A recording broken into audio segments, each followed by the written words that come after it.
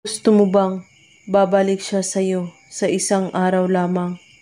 Kapag nagawa mo ito, ay babalik siya sa iyo agad-agad at mababaliw siya at magmamakaawa sa iyo na luhaan. Ang kailangan mong ihanda sa ritual, papel, panulat, at lighter. Isulat mo sa papel ang pangalan niya at apelyido. At sa baba ng kanyang pangalan ay isulat mo ito. Ikaw ay babalik sa akin at mababaliw na magmamakaawa na luhaan. At pagkatapos, halikan mo ang papel at iisipin mo siyang mabuti.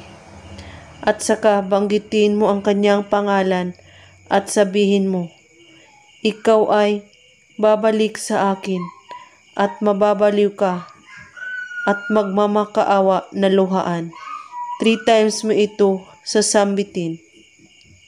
At pagkatapos, sunugin mo ang papel at pagkalipas ng isang araw ay tatawagan ka niya at magmamakaawa na babalik sa iyo. Gawin lang ito kahit anong oras at araw, basta't buo ang inyong paniniwala, walang ibang iniisip at pagdududa.